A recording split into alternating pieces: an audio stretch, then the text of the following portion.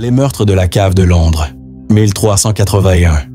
Une catastrophe célèbre. Cette histoire plonge dans l'obscurité sanglante de la révolte des paysans de 1381 à Londres. Un événement historique, marqué par le chaos et une violence inattendue.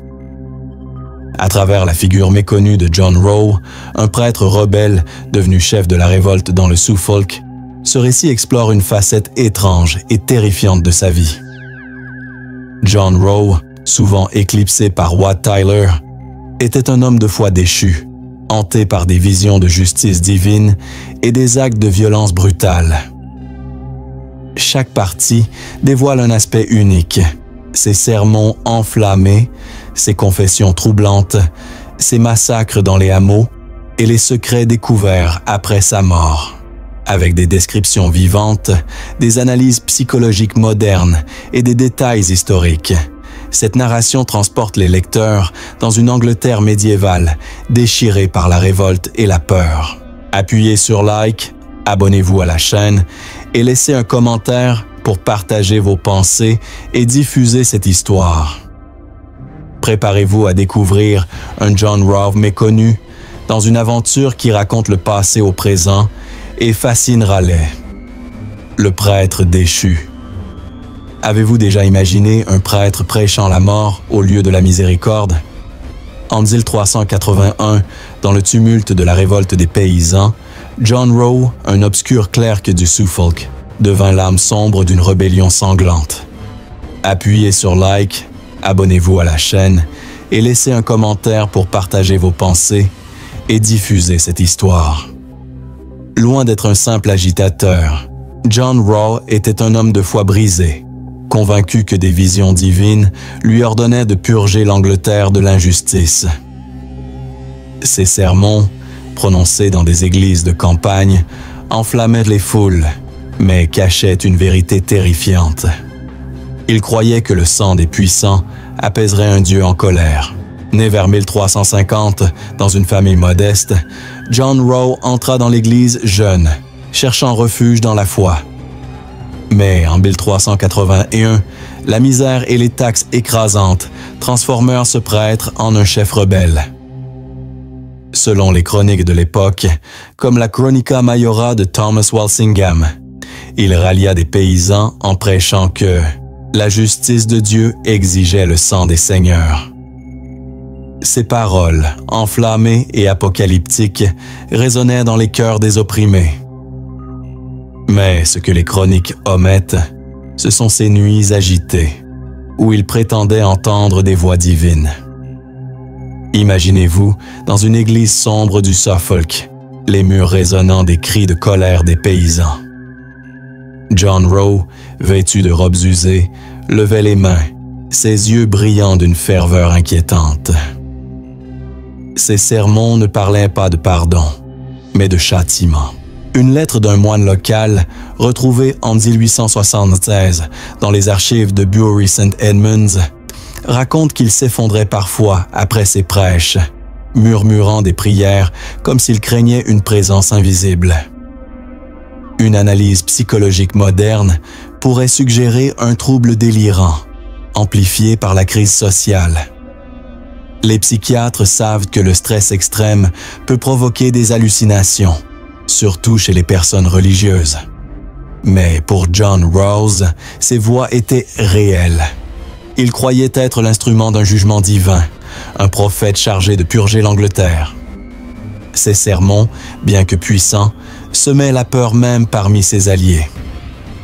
En juin 1381, il mena une foule à Sudbury, pillant les manoirs et exécutant des nobles. Mais ses actions devinrent de plus en plus brutales. Une rumeur, rapportée par Froissart dans ses chroniques, raconte qu'il ordonna le massacre d'un marchand dans une taverne, convaincu que l'homme était un espion. Ce n'était que le début.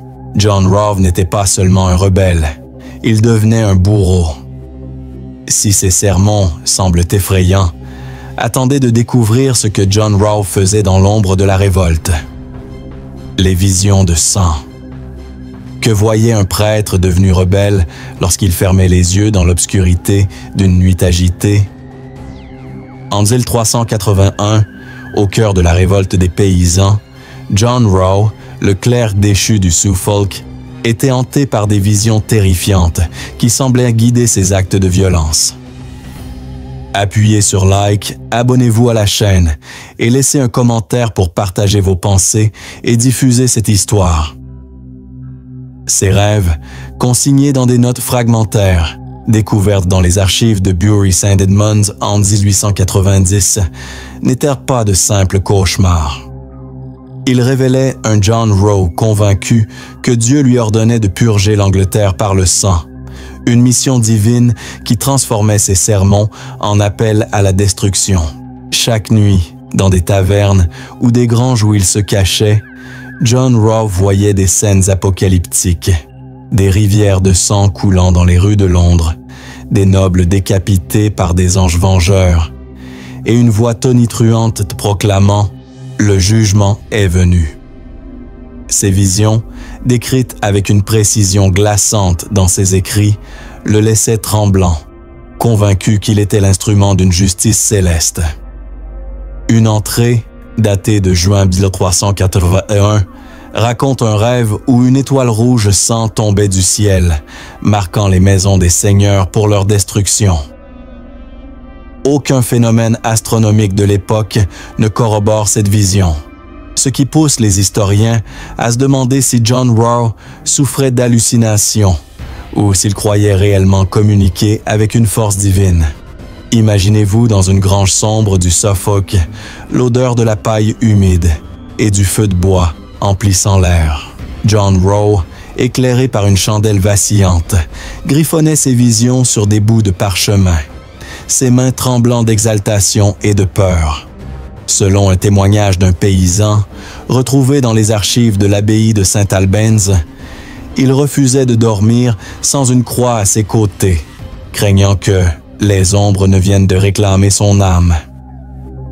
Une analyse psychologique moderne pourrait attribuer ces rêves à un trouble psychotique, exacerbé par le chaos de la révolte et son rôle de chef.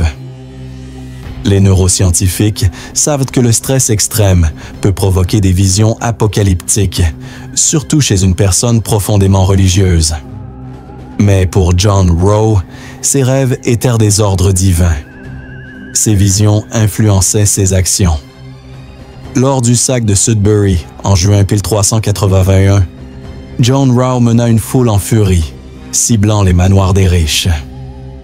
Selon la Chronica Majora de Thomas Walsingham, il ordonna l'exécution d'un juge local, convaincu que ces visions lui désignaient les pécheurs à abattre.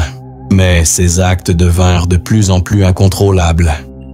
Une rumeur, rapportée par Jean Froissart dans ses chroniques, raconte qu'il massacra un marchand dans une taverne, criant que l'homme était marqué par le diable. Ces accès de violence choquaient même ses alliés, qui commençaient à douter de sa santé mentale. Les paysans qui suivaient John Rowe étaient partagés. Certains voyaient en lui un prophète, d'autres un fou dangereux. Un compagnon, Thomas Hatfield, écrivit dans une lettre, retrouvée en 1902, que John Rowe s'arrêtait parfois au milieu d'un discours, fixant le vide comme s'il voyait quelque chose que nul autre ne percevait.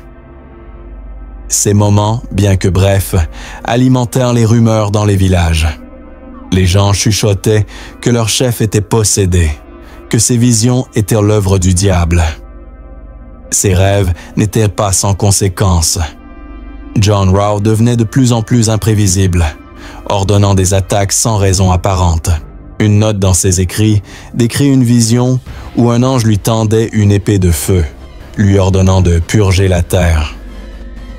Ces mots, bien que poétiques, suggèrent un homme au bord de la rupture, incapable de distinguer la réalité de ses hallucinations. Une analyse moderne pourrait voir dans ses comportements une forme de schizophrénie, mais à l'époque, ils étaient aperçus comme un signe de damnation. Les visions de John Rowe renforçaient son autorité, mais aussi sa solitude. Il évitait de partager ses rêves avec ses lieutenants, craignant qu'ils ne le trahissent. Pourtant, il continuait à prêcher, à tuer, à guider ses hommes vers Londres, où la révolte atteindrait son paroxysme. Ses visions, bien que terrifiantes, semblaient lui donner une étrange détermination, comme s'il croyait que sa mission était de changer l'histoire. Mais ces visions n'étaient que le début. Si ces rêves semblent effrayants, attendez de découvrir les rituels secrets que John Rowe accomplissait pour apaiser ses voix intérieures. Les rituels du jugement. Que feriez-vous si vous pensiez que le sang versé pouvait apaiser un Dieu en colère? En 1381, au cœur de la révolte des paysans, John Rowe, le prêtre rebelle du Suffolk, s'adonnait à des rituels secrets pour calmer les voix de ses visions apocalyptiques. Appuyez sur like, abonnez-vous à la chaîne et laissez un commentaire pour partager vos pensées et diffuser cette histoire. Dans les granges sombres où il se cachait, il traçait des cercles de cendres autour de crucifix improvisés, murmurant des prières mêlées de formules étranges, convaincu que ces actes purifieraient les âmes des victimes de la révolte. Ces rituels, décrits dans des témoignages fragmentaires retrouvés dans les archives de l'abbaye de St. Albans en 1885, révélaient un John Rowe déchiré entre foi et folie, un homme qui croyait que ses actions violentes étaient sanctifiées par une mission divine. Chaque nuit, après avoir conduit ses hommes dans des pillages ou des exécutions, John Rowe se retirait dans l'obscurité pour accomplir ses rituels. Selon un paysan, Thomas Hatfield, dont les écrits furent découverts en 1902, il utilisait du sang de mouton ou de bétail mélangé à de la cendre pour dessiner des symboles sur le sol. Ces cercles, inspirés des visions d'étoiles rouges qu'il décrivait dans ses rêves, étaient censés apaiser les cieux. Une analyse psychologique moderne pourrait suggérer un trouble obsessionnel compulsif, déclenché par le stress de la révolte et la culpabilité croissante de ses actes. Mais à l'époque, ces pratiques étaient aperçues comme de la sorcellerie, terrifiant même ses propres partisans. Imaginez-vous dans une grange isolée, l'odeur du sang et de la cendre emplissant l'air. John Rowe, agenouillé sous la lueur d'une chandelle, traçait des cercles avec une précision maniaque, murmurant des prières en latin entrecoupées de cris étouffés. Ses compagnons, bien que dévoués, évitèrent de s'approcher pendant ces moments. Une femme, Agnès, qui servait les rebelles, confia à un moine local, dans un témoignage retrouvé en 1890, qu'elle avait vu John Rowe verser du sang sur un crucifix, affirmant que les cieux exigeaient un tribut. Ces récits, bien que rares, alimentèrent les rumeurs dans les villages du Suffolk, où l'on murmurait que leur chef était possédé. Ces rituels influençaient ses décisions.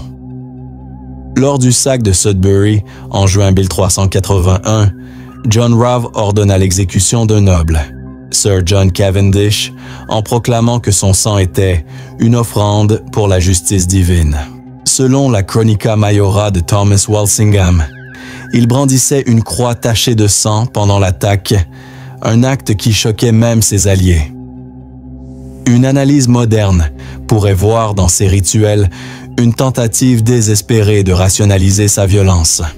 Mais pour John Rowe, ils étaient un moyen de communiquer avec les forces qu'il croyait le guider. Ces pratiques n'étaient pas sans risque. Les espions royaux, envoyés pour traquer les rebelles, rapportèrent des récits sur un prêtre qui invoquait des esprits dans l'obscurité. Ces rumeurs parvinrent aux autorités, renforçant leur détermination à écraser la révolte. Un moine, frère William, écrivit dans une lettre, retrouvée en 1878, que John Rowe semblait plus craindre les cieux que le roi. Ses comportements, bien que secrets, commencèrent à éroder la loyauté de ses hommes, qui voyaient en lui un homme au bord de la rupture. John Rowe semblait conscient du danger, mais il continuait ses rituels, convaincu qu'ils étaient nécessaires pour accomplir sa mission. Une note dans ses écrits, datée de 1381, décrit un rituel où il brûla un morceau de tissu taché de sang, murmurant « Que les cieux acceptent ce sacrifice ». Ces mots suggèrent un homme déchiré entre sa foi et une obsession croissante pour le châtiment divin. Mais ces rituels n'étaient que le début. Si ces pratiques semblent troublantes, attendez de découvrir les confessions que John Rowe a laissées avant son arrestation. Les confessions d'un damné. Que confesse un homme qui croit que ses crimes sont ordonnés par Dieu? En juin 1381, alors que la révolte des paysans atteignait son apogée, John Rowe, le prêtre rebelle du Suffolk, rédigea des confessions troublantes dans des parchemins cachés, révélant une âme tourmentée par la culpabilité et la foi. Appuyez sur like, abonnez-vous à la chaîne et laissez un commentaire pour partager vos pensées et diffuser cette histoire. Ces écrits, découverts dans une cachette sous une église de Sudbury en 1910, ne parlaient pas seulement de la révolte, mais de visions effrayantes et d'un pacte qu'il croyait avoir conclu avec une force divine. Ces confessions, griffonnées dans un mélange de latin et d'anglais médiéval, dépeignaient un John Rowe convaincu que ces actes de violence étaient un sacrifice nécessaire pour apaiser un Dieu en colère. Dans ses parchemins, John Rowe décrivait des rêves où des anges au visage voilé lui ordonnaient de purger la terre des pécheurs. Une entrée, datée de 1381, raconte une vision où une voix céleste lui promettait la rédemption s'il versait le sang des nobles. « Le sang est le prix de la justice », écrivait-il, ces mots tremblants révélant un homme déchiré entre ferveur religieuse et horreur de ses propres actes. Une analyse psychologique moderne pourrait suggérer un délire mystique, exacerbé par le chaos de la révolte et la pression de son rôle de chef. Les psychiatres savent que la culpabilité peut pousser une personne à rationaliser ses crimes à travers des croyances religieuses. Mais pour John Rowe, ses confessions étaient une vérité absolue. Imaginez-vous dans une église abandonnée, les murs humides résonnant des murmures de John Rowe. Sous la lueur d'une chandelle, il écrivait frénétiquement, cachant ses parchemins dans une niche sous l'autel. Selon un témoignage d'un paysan, retrouvé dans les archives de Bury St. Edmunds, il refusait de laisser quiconque lire ses écrits, craignant qu'ils ne soient utilisés contre lui.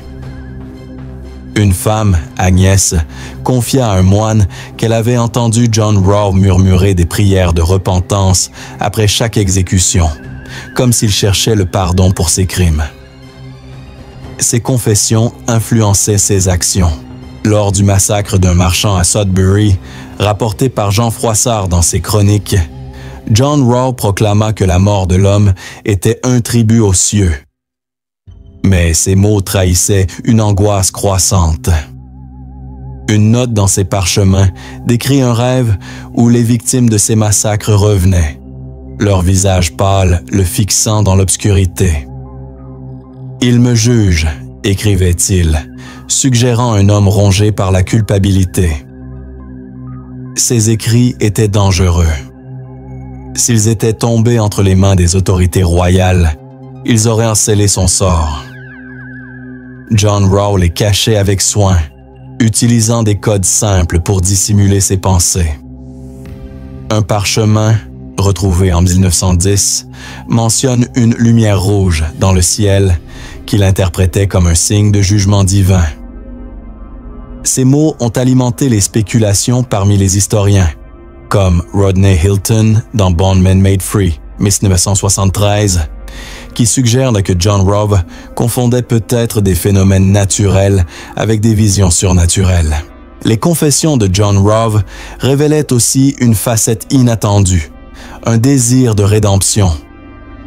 Il écrivait qu'il espérait que ses actions ramèneraient la justice en Angleterre, même au prix de son âme. Cette ambivalence entre violence et repentance rendait son personnage complexe. Ses compagnons, bien que loyaux, commençaient à douter de lui. Un rebelle, John Athel, écrivit dans une lettre, retrouvée en 1880, que John Rowe semblait plus craindre Dieu que le roi. Mais ces confessions n'étaient que le début. Si ces révélations semblent troublantes, attendez de découvrir ce que John Rowe a fait lors du massacre de la Ham Ryu à Londres. Le massacre de la cave à vin. Qu'est-ce qui pousse un prêtre à transformer une révolte en bain de sang? En juin 1381, lors de la révolte des paysans, John Rowe conduisit ses hommes dans les rues de Londres, où un massacre dans une Ham Ryu devint le point culminant de sa furie.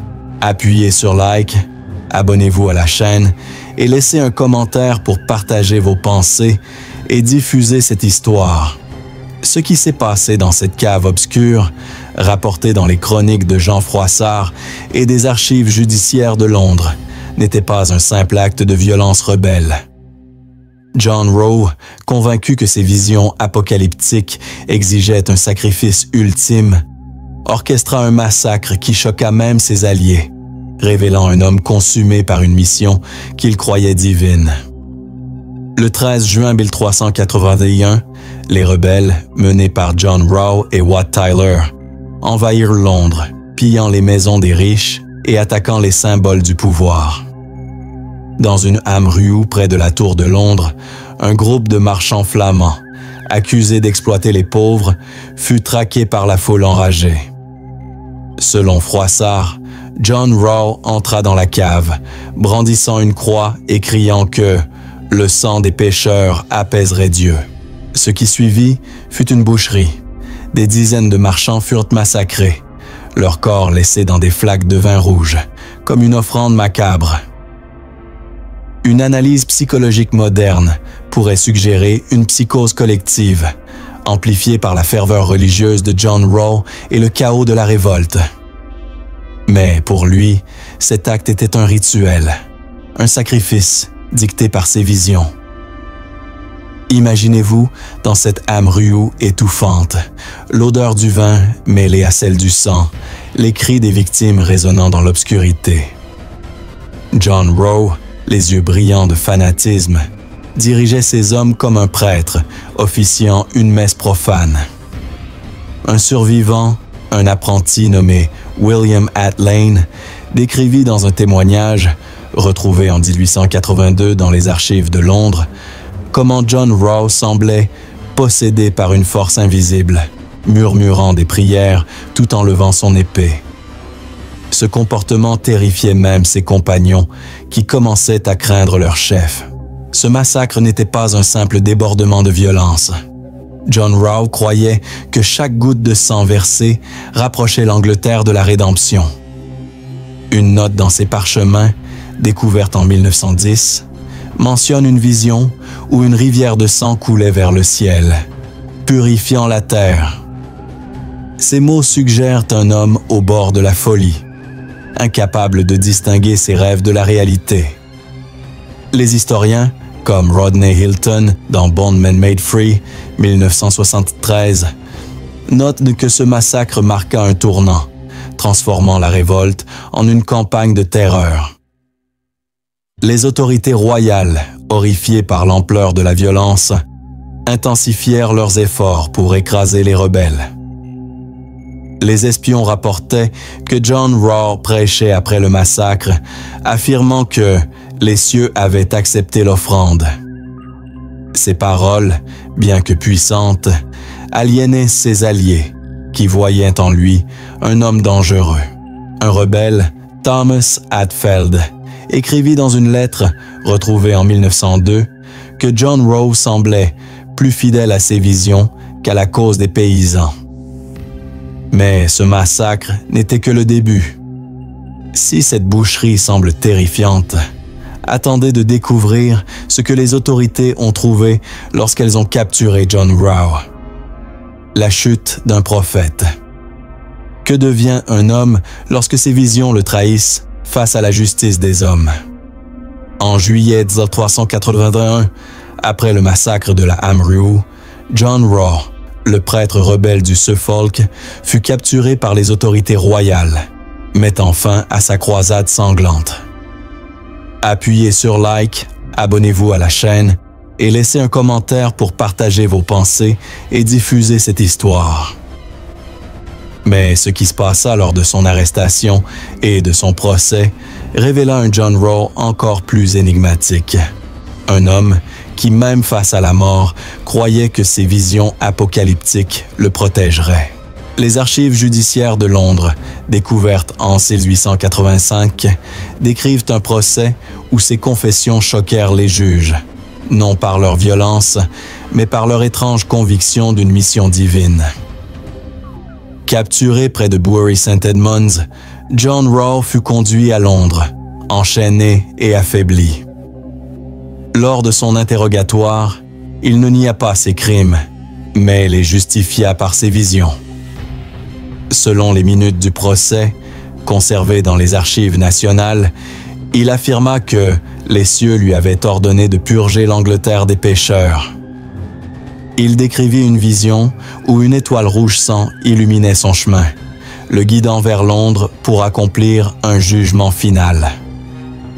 Ces déclarations, bien que terrifiantes, fascinèrent les juges qui voyaient en lui un homme possédé par une folie religieuse. Imaginez-vous dans une salle de tribunal sombre, l'odeur de la pierre humide et des chandelles emplissant l'air. John Raw, les vêtements déchirés, se tenait devant ses accusateurs, ses yeux brillants d'une ferveur intacte. Il parlait de ses rêves avec une telle conviction que même les gardes, habitués à la violence, semblaient mal à l'aise. Un clerc, frère Robert, nota dans un rapport, retrouvé en 1890, que John Raw semblait plus fidèle à ses visions qu'à sa propre vie. Une analyse psychologique moderne pourrait suggérer un délire mystique, où la foi et la culpabilité se mêlaient pour créer une obsession incontrôlable. Les psychiatres savent que les troubles psychotiques peuvent amplifier les croyances religieuses sous pression. Mais pour John Raw, ses visions étaient sa vérité. Les juges saisirent ses parchemins, cachés dans une église du Suffolk. Ces écrits, partiellement décodés, décrivaient des scènes de châtiment divin, des flammes dévorant Londres, des anges exécutant les nobles, et une voix lui ordonnant de continuer jusqu'à la fin. Ces mots, cités dans les chroniques de Jean Froissart, renforçaient l'image d'un homme au bord de la folie. Mais il révélait aussi une facette inattendue. John Raw croyait que sa capture était une épreuve divine, un test pour prouver sa foi. Ses compagnons, dont beaucoup furent arrêtés, commencèrent à le renier. Un rebelle, William Atlane, témoigna contre lui, affirmant que John Raw avait ordonné des massacres sans raison, guidé par des voix qu'il seul entendait. Ces trahisons, bien que douloureuses, ne brisèrent pas sa détermination. Lors du procès, il refusa de demander pardon, déclarant que les cieux le jugeraient, pas les hommes. Cette obstination choqua les juges, qui le condamnèrent à la pendaison et au démembrement. Mais même en prison, John Raw continuait à écrire, griffonnant des prières sur les murs de sa cellule. Une note, découverte en 1905, mentionne une dernière vision. Une lumière rouge qui l'appelait à rejoindre les cieux. Ces mots suggèrent un homme qui, jusqu'à la fin, croyait en sa mission. Les historiens, comme Barbara Tuchman dans Addiston Mirror, 1978, notent que sa foi inébranlable rendait son personnage à la fois terrifiant et tragique. Si ce procès semble dramatique, attendez de découvrir le secret que John Raw a laissé derrière lui après sa mort. L'héritage maudit. Que laisse un homme dont les visions ont ensanglanté une nation?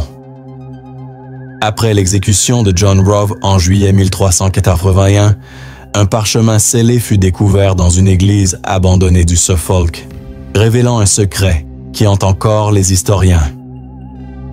Appuyez sur like, abonnez-vous à la chaîne et laissez un commentaire pour partager vos pensées et diffuser cette histoire. Ce document, retrouvé en 1920 sous une dalle de l'église de Sudbury, n'était pas une simple confession, mais une prophétie codée, écrite dans un mélange de latin et de symboles étranges. John Rowe y prédisait que l'Angleterre brûlerait sous une étoile rouge. Une vision qui semblait annoncer un châtiment divin pour les péchés de la révolte. Ce dernier testament transforma son héritage, faisant de lui non seulement un rebelle, mais une figure énigmatique dont les mots continuent de troubler. Exécuté par pendaison et démembrement à Londres, John Rowe mourut en proclamant que les cieux le jugeraient. Mais ce parchemin, découvert des siècles plus tard, suggère qu'il croyait en une mission qui dépassait sa vie. Une analyse psychologique moderne pourrait attribuer ses écrits à un délire mystique, où John Rowe tentait de donner un sens à sa violence. Les psychiatres savent que les personnes en proie à des troubles psychotiques peuvent créer des récits complexes pour justifier leurs actes. Mais pour John Rowe, cette prophétie était une vérité absolue. Une phrase, partiellement déchiffrée, déclare « La lumière rouge viendra et l'Angleterre tombera. » Imaginez-vous dans une église en ruine, les murs noircis par le temps, où un parchemin jauni révèle les dernières pensées d'un homme condamné. Ce document, étudié par des historiens comme Rodney Hilton dans Bondmen Made Free, 1973, contenait des dessins de cercles concentriques et d'une étoile rouge, semblables aux visions décrites dans ses confessions. Ces symboles, bien que mystérieux, suggéraient une obsession pour un événement cosmique. Certains historiens spéculent que John Rowe aurait pu observer un phénomène astronomique rare, comme une comète, qu'il interprétait comme un signe divin. D'autres, comme Barbara Tuchman dans A Distant Mirror, 1978, pensent qu'il s'agissait d'une projection de sa culpabilité et de sa peur.